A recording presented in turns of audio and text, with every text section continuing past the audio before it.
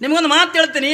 ಶಿವಮ್ಮ ಲಿಂಗಮ್ಮ ಹತ್ತುಕೊಂಡನಂತ ಇಬ್ಬರು ದಂಪತಿಗಳು, ಅವರಿಗೆಂದ 2 ಮಕ್ಕಳು. ಒಂದು ಮಲ್ಲಿಕಾರ್ಜುನ, ಇನ್ನೊಬ್ಬಕ್ಕೆಂದ ಯಮನವ್ವ ಹತ್ತಿಕೊಂಡಂದು. ಮಲ್ಲಿಕಾರ್ಜುನಿಗೆಂದ 18 ವರ್ಷ ಆಗ್ಯಾವ, ಯಮನವ್ವಗೆಂದ 14 ವರ್ಷ ಆಗ್ಯಾವ. ವಯಸ್ಸು ಭಾಳ ಸಣ್ಣದು. ಯಮನವ್ವಂದು 14 ವರ್ಷ. 18 ವರ್ಷದಿಂದ ಮಲ್ಲಿಕಾರ್ಜುನ ಯಾವಾಗೆಂದ ಇಲ್ಲಿ ಶಿವಪ್ಪ ತೀರ್ಕೊಂಡು ಬಿಟ್ಟ. ಶಿವಪ್ಪ ತೀರ್ಕೊಂಡ. 2 ಸಣ್ಣ ಮಕ್ಕಳು. ಯಾವಾಗಿಂದ 2 ಸಣ್ಣ ಮಕ್ಕಳದಾವೆ. ಪಾಪ ತಾಯಿ ಲಿಂಗಮ್ಮ 2 ಮಕ್ಕಳಿಂದ ಹೆಂಗೆ ಜೋಕ್ ಮಾಡೋದು, ಯಾವ ರೀತಿಯಾಗಿಂದ ಬೆಳೆಸ್ಬೇಕು ಅನ್ನುವಂಥ ಚಿಂತೆ ಮಾಡ್ತಾ ಮಾಡ್ತಾ ಯಾವಾಗ ಆ ತಾಯಿ 2 ಮಕ್ಕಳನ್ನ ಕರ್ಕೊಂಡು ಎಲ್ಲಿಗೆ ಬರ್ತಾಳೆ ಹತ್ತುಕೊಂಡೆ ಕೇಳಿದ್ರೆ, ದುಡ್ಕೊಂಡು ತಿನ್ನಾಕ ಕಂಪ್ಲಿಗೆ ಬರ್ತಾಳೆ.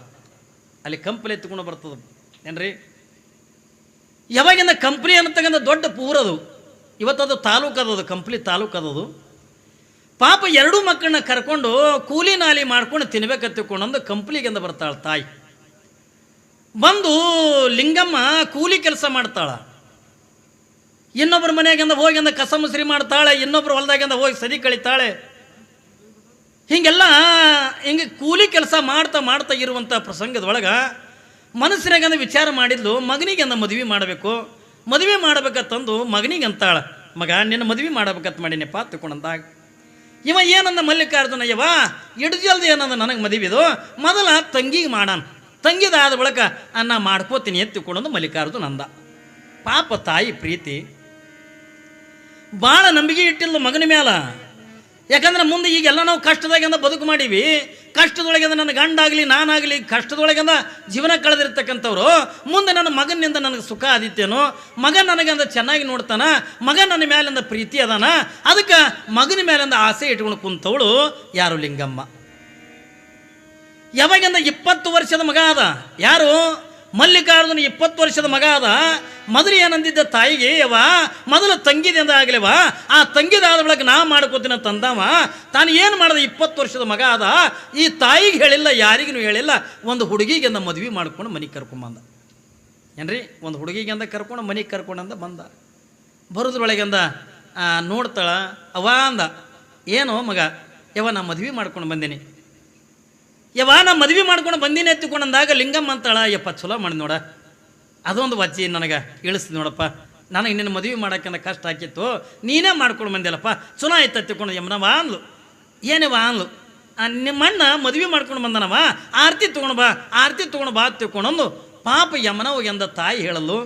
ತಂಗಿ ಆರತಿ ತೊಗೊಂಡಂದ ಬರಕತ್ತಿದ್ಲು.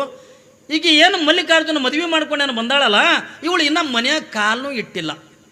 ಏನೋ ಆರತಿ ಮಾಡ್ಯಂದ ಮನೆ ಒಳಗೂ ತೊಗೊಂಡಿಲ್ಲ. ಹುಡುಗನ ಜೋಡಿ ಮಲ್ಲಿಕಾರ್ಜುನ ಜೋಡಿ ಜಗಳ ತಗಲಕ್ಕಿ. ಏನದು ಜಗಳ ತಗಲು, ನಿನಗೆ ತಂದಿಲ್ಲ ತಗೊಂಡು ಹೇಳಿದಿಲ್ಲ, ನನಗೆ ತಂದಿಲ್ಲ ತಂದು ಮದುವೆ ಮಾಡ್ಕೊಂಡಿದ್ದಿಲ್ಲ ನೀನು. ಅವಾಗ ಪಾಪ ಲಿಂಗಮ್ಮ ಅಂತಾಳ, ಹೌದೇವ ನನ್ನ ಮಗ ಏನು ಸುಳ್ಳು ಹೇಳಿಲ್ಲ, ಅವನಿಗೆ ತಂದಿಲ್ಲ, ತಂದೆ ಸತ್ತೋಗ್ಯ. ಬರೇ ತಂದಿಲ್ಲ ತಾಟೆ ಹೇಳಿಲ್ಲ, ನನಗೆ ತಾಯಿ ಇಲ್ಲ, ಯಾರೂ ಇಲ್ಲ, ನಾನೊಬ್ಬ ಅನಾಥ ಹತ್ತಿಕೊಂಡಂದು ಹೇಳಿನ, ನನಗೆ ಅನಾಥ ಹತ್ತಿಕೊಂಡಂದು ಹೇಳಿ ನಾನು ಮದುವೆ ಮಾಡ್ಕೊಂಡನ ಹತ್ತಿಕೊಂಡನು. ನಿನಗೆ ತಾಯಿ ಅದಾಳ, ತಂಗಿ ಅದಾಳ, ಇಟ್ಟೆಲ್ಲ ಇದ್ದಾಗ ನನ್ಯಾಗ ನೀ ಮದುವೆ ಮಾಡ್ಕೊಂಡು, ನಾನು ನಿನ್ನ ಮನೆಯಾಗಿಂದ ಬರಂಗಿಲ್ಲ, ನಾನು ನಿನ್ನ ಮನೆಯಾಗಿಂದ ಬರಬೇಕಾಗಿತ್ತು ಹತ್ತಿಕೊಂಡಂದ್ರೆ ನಿನ್ನ ತಾಯಿ ತಂದೆಯಿಂದ ಹೊರಗಾಗಬೇಕು ಅಂದಾಗ ಮಾತ್ರ ನಿನ್ನ ಮನೆಯಾಗಿಂದ ನಾನು ಬರ್ತೀನಿ ಎತ್ತಿಕೊಂಡಂದು. ಪಾಪ ಇನ್ನ ಮನ್ಯಾಗ ಕಾಲೇ ಇಟ್ಟಿಲ್ಲ ಏನ್ರಿ. ಹೆಣ್ಣು ಮಗಳು ಗಂಡನ ಜೊತೆಯೊಳಗಿಂದ ಜಗಳ ತೆಗೆದು ಯಾವಾಗಿಂದ ಈ ಮಾತುಗಳನ್ನು ಕೇಳಿದಾಗ ಏನ್ರಿ, ತಾಯಿಗಿಂದ ಒಂಥರ ಶಾಕ್ ಆದಂಗಾಯ್ತು. ಹೆಂಗಾಗ್ಲಿಕ್ಕಿಲ್ರಿ ತಾಯಿಗೆ. ಇನ್ನು ಅವಳ ಮನೆಯಾಗಿಂದ ಬಂದೇಗಿಲ್ಲ. ಅವಳ ಮನೆಯಾಗಿಂದ ಬಂದ್ರೆ ನಾನು ಒಳಗೆ ಬರಬೇಕಾಗಿತ್ತು ಅಂದ್ರೆ ನಿನ್ನ ತಂದೆ ತಾಯಿಯಿಂದ ಹೊರಗೆ ಆಗಬೇಕು ಅಂದ್ರೆ ಮಾತ್ರ ನಿನ್ನ ಮನೆಗೆ ನಾ ಬರ್ತೀನಿ ಎತ್ತಿಕೊಂಡಂದಾಗ ಇವ ಮಲ್ಲಿಕಾರ್ಜುನ ಮಗ ತಾಯಿ ಮೇಲೆ ಅಷ್ಟು ಪ್ರೀತಿ ಇದ್ನಲ್ಲ, ಯಾವಾಗ ಹೆಂಡತಿ ಮಾತು ಕೇಳಿ ತಾಯಿಗೆ ಅಂತಾನೆ, ಯವಾ ಮತ್ತು ನೀ ಮನೆಗಿದ್ದೆ ಎತ್ತಿಕೊಂಡಂದ್ರ ಹಾಗೆ ನನ್ನ ಹೆಂಡತಿ ನನ್ನ ಮನೆಯಾಗಿಂದ ಬರಂಗಿಲ್ಲ ಎತ್ತಿಕೊಂಡಂತಾಳ, ಅದಕ್ಕೆ ನಿಮ್ಮ ಮನೆಯಿಂದ ಹೊರಗೆ ಹೋಗು ಅಂದ. ತಾಯಿ ಮಗನ ಕಾಲ ಮೇಲೆ ಬಿದ್ದು ಹಳ್ಳಿ ಕತ್ಲು.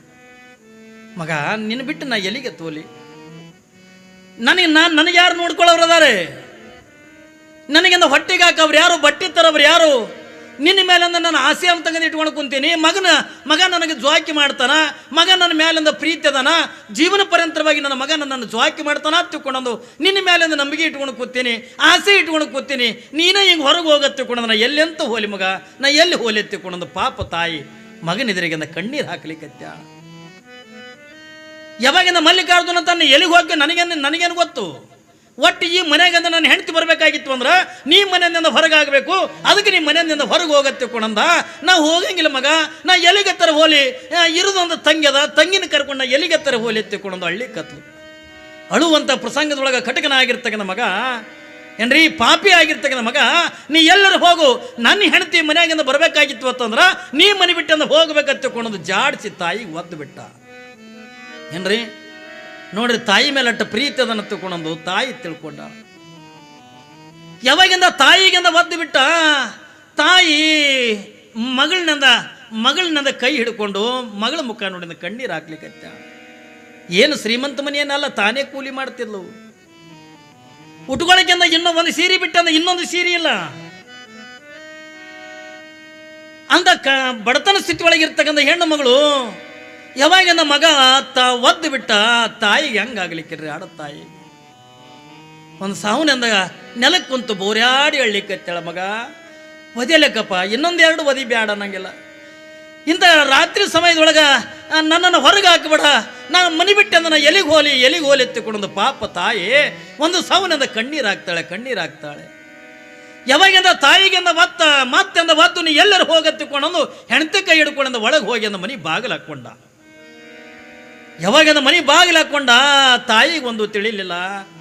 ಮಗಳನ್ನ ಕರ್ಕೊಂಡು ಏನ್ರಿ, ಮಗಳನ್ನ ಕರ್ಕೊಂಡಂದ ಕತ್ತಲ ಸಮಯ ಅಂಥದ್ರೊಳಗಿಂದ ನಡ್ಕೊಂತಂದ ಎಲ್ಲಿಗೆ ಬರ್ತಾಳೆ ಹತ್ತಿಕೊಂಡದ ಕೇಳಿದ್ರೆ ಅಲ್ಲೇ ಚಾವಣಿ ಎತ್ತಿಕೊಂಡು ಬರ್ತದ.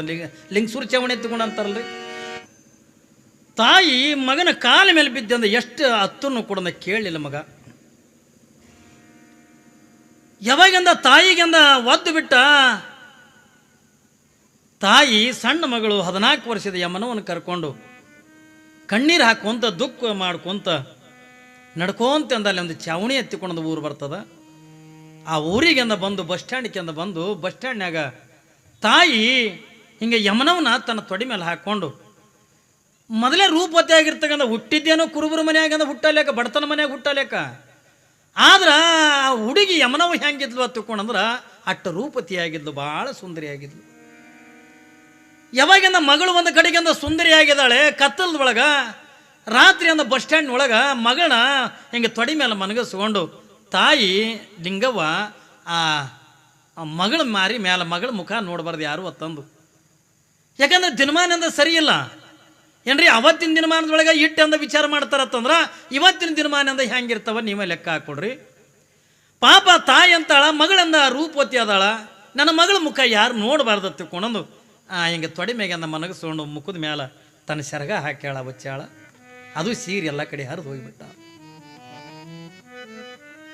ಯಾವಾಗ ಹಿಂಗೆಲ್ಲ ಆಗುವಂಥ ಪ್ರಸಂಗದೊಳಗೆ ಜ್ವಾಕಿ ಮಾಡುವಂಥ ಪ್ರಸಂಗದೊಳಗೆ ಯಮನವ್ವ ಎದ್ದು ಕುಂದಿರ್ತಾಳ.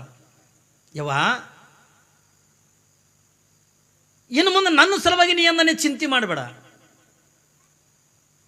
ನನ್ನ ಸಲುವಾಗಿ ಅಂದ ನೀ ಚಿಂತೆ ಮಾಡಬೇಡ. ಎಲ್ಲಿ ಹಾಕಿರುವ ಲೆಕ್ಕ ಅಣ್ಣನಂಗ ನಾನು ನಿನಗೆಂದ ಕೈ ಬಿಡಂಗಿಲ್ಲ, ಮಲ್ಲಿಕಾರ್ಜುನಿಂದ ನಿನಗೇನು ಕೈ ಬಿಟ್ಟಾನ, ನಿನಗೆ ಮನೆಯಿಂದ ಏನೋ ಹೊರಗೆ ಹಾಕಂದಲ್ಲ, ನಾನು ನಿನ್ನಿಂದ ಕೈ ಬಿಡಂಗಿಲ್ಲವಾ.